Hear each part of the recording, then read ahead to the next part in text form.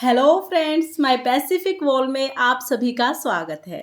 Friends, आज की video में हम बात करेंगे कि अहोई अष्टमी का व्रत कैसे किया जाता है। हमारे यहाँ पर अहोई अष्टमी को होई आठ्य का व्रत भी बोला जाता है। फ्रेंड्स, अहोई अष्टमी का व्रत बच्चों के लिए किया जाता है, यानी कि ये व्रत महिलाएं अपनी संतान की लंबी आयु और अच्छे स्वास्थ्य की कामना करते हुए करती हैं। अहोई माता से अपने बच्चों की लंबी आयु के लिए कामना की जाती है और इसी कामना के साथ पूरा व्रत किया जाता है। फ्रेंड्स, अहोई अष्टमी का व्रत इस वर्ष यानी 2021 में 28 अक्टूबर को किया जाएगा। अहोई अष्टमी का व्रत करने के दो तरीके होते हैं। पहला जो तरीका है वो किसी किसी के यहाँ पर अहोई अष्टमी का व्रत आधे दिन का व्रत होता है, यानी कि सुबह नहा धो के व्रत किया जाता है। उसके बाद पहले किसी के यहाँ पहले कहानी सुनी जाती है, बाद में अहोई अष्टमी माता की कमोई भरी जाती है, कैलेंडर लगाया जाता है और पूजा की जाती है। किसी किसी के यहाँ पर पहले कैलेंडर चौकी लगाकर कमोई भर के यानी कि कलश भर के पूजा कर लेते हैं, उसके बाद कहानी सुन लेते हैं। कहानी सुनने के बाद जो बायना निकालना होता है वो बायना अपनी सासू माँ को दे देते हैं और उसके बाद व्रत को खोल लेते हैं। जब व्रत खोला जाता है तो ठंडी चीजें खाई जाती हैं। हमारे यहाँ पर जब अहोई अष्टमी का व्रत खोलते हैं तो गर्म चीजें नहीं खाते हैं। एक बार आप खाना खा लेंगे, उसके बाद आप कितनी बार भी खाना खा सकते हैं, कुछ भी खा सकते हैं, यानी कि व्रत वहीं पर पूर्ण हो जाता है। ये तो एक तरीका है। अब किसी किसी के यहाँ पर अहोई अष्टमी का व्रत पूरे दिन का व्रत होता है, यानी कि वो लोग तारों के छांव में व्रत खोलती हैं। जब तक तारे नहीं देख लेते हैं, जब तक तारों को अर्घ नहीं दे देते हैं, तब तक वो लोग व्रत नहीं खोलते हैं। उन लोगों में पूरा दिन व्रत किया जाता है, फिर कहानी सुनी जाती है, पूजा की जाती है और उसके बाद तारे निकलने के बाद व्रत खोला जाता है। इस तरह से वो लोग व्रत करते हैं। इस व्रत में जो खाना बनाया जाता है उसमें कुछ ना कुछ मीठा जरूर बनाया जाता है, अहोई अष्टमी माता को भोग के रूप में समर्पित करने के लिए। उसी का हम लोग बायना भी निकालते हैं। बायने में सासू माँ की साड़ी ली जाती है, कुछ भी मीठा जो भी हमने अहोई अष्टमी को समर्पित किया है वो मीठा लिया जाता है और दक्षिणा ली जाती है। ये चीजें अपनी सासू माँ को पैर छूकर उनको दे दी जाती है। अगर किसी की सासू माँ नहीं है तो वह ये चीज़ें अपने घर परिवार की किसी भी बड़ी महिला को दे सकती हैं, अपनी जिठानी को दे सकती हैं, अपनी ननद को दे सकती हैं। और अगर कोई आसपास नहीं है तो मंदिर में पंडिताइन को दे सकती हैं, या आस पड़ोस में कोई आपसे बड़ी महिला है तो आप उसको भी ये बायना दे सकते हैं। इस तरह से अहोई अष्टमी का व्रत किया जाता है। फ्रेंड्स, अहोई अष्टमी के व्रत में कमोई भरी जाती है, यानी कि कलश भरे जाते हैं। अहोई माता का जब कैलेंडर लगाते हैं तो उसके सामने ही हम कलश भरते हैं। हमारे यहाँ पर कमोई को शाहू माता की माला पहनाई जाती है। शाहू माता की जो माला होती है उसकी पूजा कहानी के समय भी की जाती है और जब हम कमोई भरते हैं तब भी की जाती है। शाहू माता की माला के बारे में मैं आपको बता देती हूँ। शाहू माता की जो माला होती है ये चांदी की माला होती है।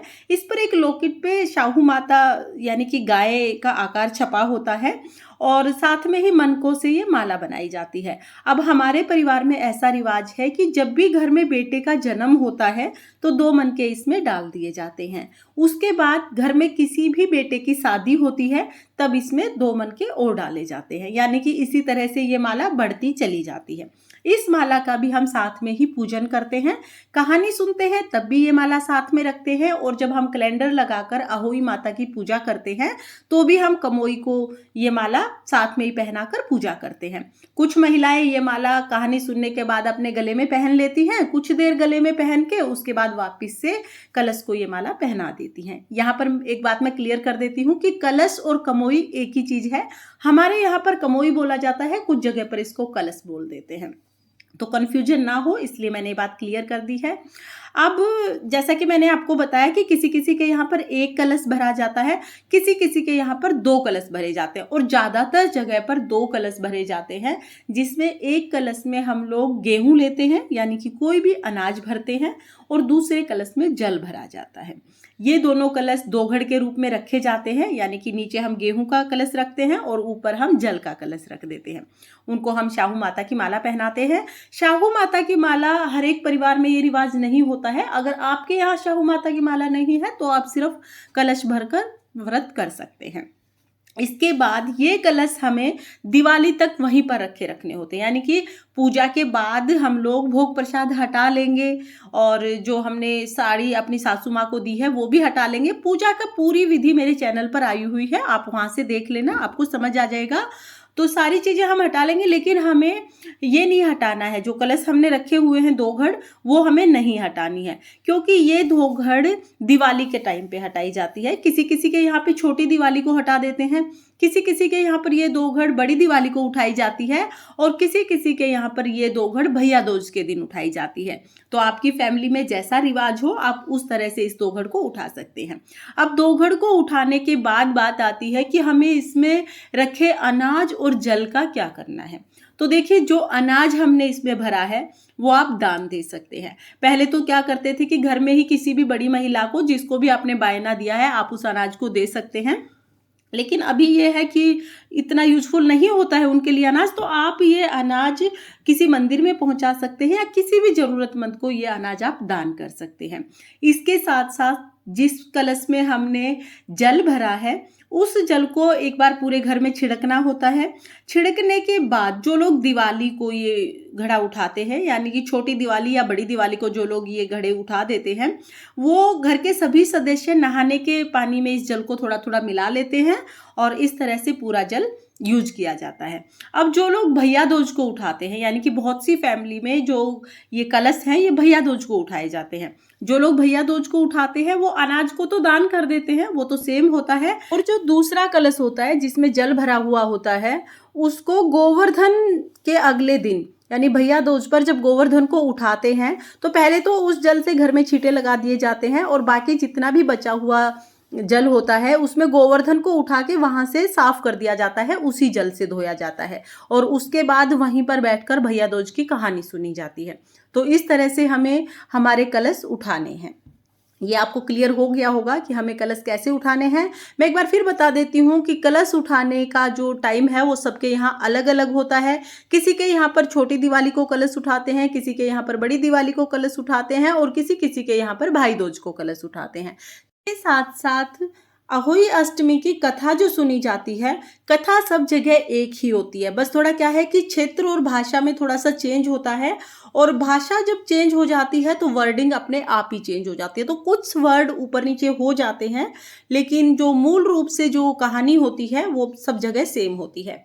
इसी तरह से पूजा विधि है, पूजा विधि लगभग सब जगह सेम होती है, बस भोग प्रसाद चढ़ाने में सब जगह थोड़ा सा अलग हो जाता है। किसी जगह पर पूड़े चढ़ाए जाते हैं, किसी जगह पर हलवा चढ़ाया जाता है, किसी जगह पर पतासे से पूजा कर ली जाती है या पूरी चढ़ाई जाती है, तो थोड़ा भोग प्रसाद अलग रूप में चढ़ाया जाता है। वैसे सभी जगह कलश भरे जाते हैं और सभी जगह होई अष्टमी की जो मूर्ति होती है, यानी जो फोटो होता है, वो लगाया जाता है। किसी किसी के यहाँ पर फोटो ना लगा के हम लोग गैरू वगैरह से छापा भी बना लेते हैं होई अष्टमी का। कुछ लोगों के यहाँ पर अहोई अष्टमी के दिन महिलाएं दूध से बनी हुई चीज़ें नहीं खाती हैं, तो अगर आपके यहाँ पर ऐसा रिवाज है तो आप भी दूध से बनी चीज़ें ना खाएं। वैसे सब जगह पर ऐसा रिवाज नहीं है, ये बहुत कम फैमिली है जिनमें ऐसा रिवाज है कि दूध से बनी हुई चीज़ें महिलाएं उस दिन नहीं खाती हैं। तो इसीलिए मैंने आपको बताया कि अगर आपकी फैमिली में भी ऐसा कोई रिवाज है तो आप एक बार पूछ लें अपने बड़ों से और उसको फॉलो करें।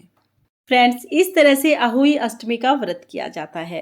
व्रत की पूरी विधि मैंने आपको बता दी है और व्रत की सामग्री, व्रत की पूजा विधि, इन सभी के विषय में चैनल पर वीडियो आ चुके हैं, आप वहां से देख सकते हैं। अगर आपको ये वीडियो पसंद आया हो और अगर ये वीडियो आपके लिए यूजफुल हो तो वीडियो को लाइक करें और अगर आपने अभी तक मेरे चैनल माई पैसिफिक वर्ल्ड को सब्सक्राइब नहीं किया है तो प्लीज़ सब्सक्राइब कर लें और बेल आइकन को भी प्रेस कर दें ताकि आने वाली वीडियोज़ का नोटिफिकेशन आपको मिल जाए। देखने के लिए बहुत बहुत धन्यवाद। राधे राधे।